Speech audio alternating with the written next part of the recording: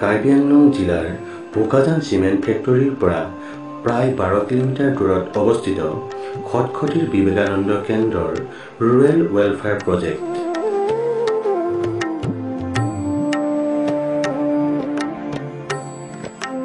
বিবেকানন্দ কেন্দ্ৰৰ অসম প্ৰান্তৰ অধীনৰ এই গ্ৰামাঞ্চল উন্নয়ন প্ৰকল্পৰ জৰিয়তে স্থানীয় মহিলাসকলক আত্মনিৰ্ভৰশীল কৰি তুলিবলৈ এই অনুষ্ঠানে সাধ্য অনুসাৰী চেষ্টা কৰিছে।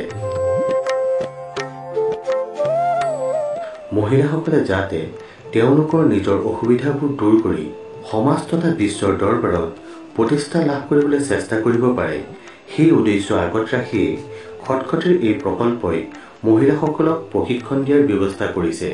ইয়াত হাতেৰে কৰা কৰ্ম বা কাৰিকৰী প্ৰশিক্ষণ দিয়াৰ উপৰিও মহিলাসকলক শাৰীৰিক, মানসিক তথা বৌদ্ধিক বিকাশ সাধনৰো প্ৰশিক্ষণ দিয়া হয়। গ্ৰামাঞ্চল উন্নয়নৰ এই প্ৰকল্পত এবছৰ প্ৰশিক্ষণ ল'বৰ বাবে শিক্ষাৰ্থীসকলে কেৱল 500 টকা দিব লাগে আৰু তেওঁলোকে এই ধনৰ বিনিময়ত থকা, খোৱা, চিকিৎসা আদিকে ধৰি অন্যান্য সা-সুবিধা লাভ কৰে।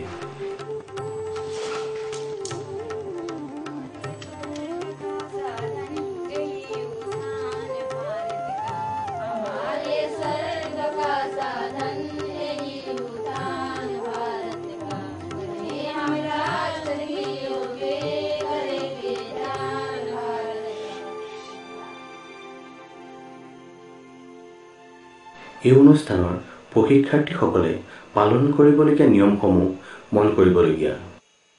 প্ৰশিক্ষাৰ্থীসকলে পুৱা সোনকালে উঠি 5:30 বজাৰ পৰা প্ৰাৰ্থনা গৃহত প্ৰাতঃস্মৰণ কৰিব লাগিব।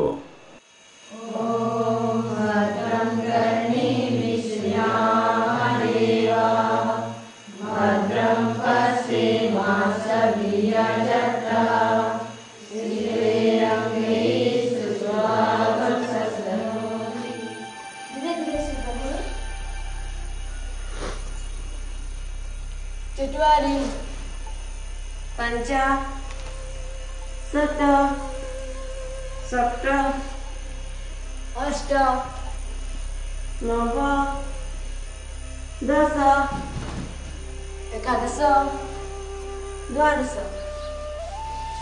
প্ৰাতঃস্মৰণ সমাপ্ত কৰি যোগ অভ্যাস আৰু শ্ৰম সংস্কাৰ কৰিব লাগিব। এই অনুষ্ঠানটো পৰিষ্কাৰকৈ ৰখাটো শিক্ষাৰ্থীসকলৰে কৰ্তব্য।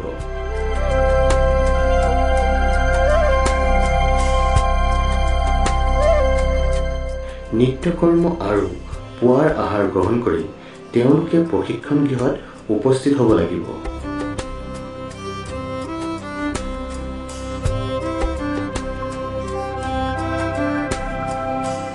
মহিলাসকলক এই অনুষ্ঠানত তাঁতশালৰ জৰিয়তে বিভিন্ন বস্তু তৈয়াৰ কৰাৰ প্ৰশিক্ষণ দিয়া হয়, যেনে বেগ, চাৰ্টৰ কাপোৰ, নগাচল, কাৰ্বিচল, মফলা, বেডশ্বীট, গামোচা, ৰুমাল, মেখেলা চাদৰ, চেলোৱাৰৰ কাপোৰ ইত্যাদি ইত্যাদি।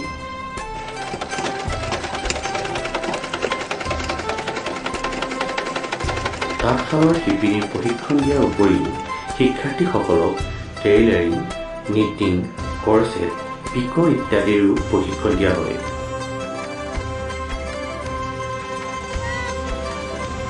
আজৰি সময়ত ইয়াৰ সকলোৱে খেল ধেমালিৰ জৰিয়তে সময় পাৰ কৰে।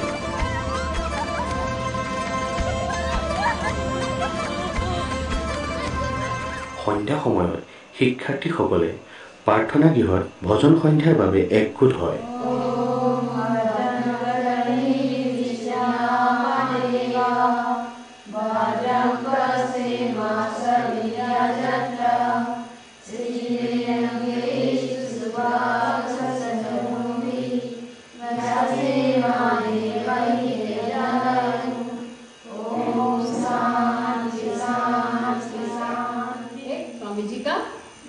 स्मारक बनाएंगे जहाँ को स्वामी जी के जिस स्थान पर स्वामी जी को प्रेरणा मिली। ভজন সন্ধ্যাৰ পাছত তেওঁলোকক লিখা মেলা বা বৌদ্ধিক শিক্ষা প্ৰদান কৰা হয়।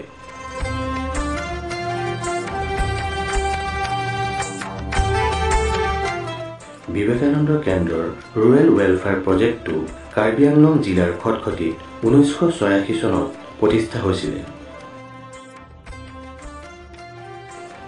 সুন্দৰ প্ৰাকৃতিক পৰিৱেশেৰে আৱৰা এই অনুষ্ঠানটোৰ বৰ্তমান মাটিকালি 60 একৰ। মূল চৌহদৰ গাতে লাগি থকা বিল আৰু পুখুৰীকেইটাত মীন পালনৰো ব্যৱস্থা কৰা আছে। উপযুক্ত সময়ত এই মাছ বিক্ৰী কৰি অনুষ্ঠানৰ আৰ্থিক দিশত সহায় কৰা হয়।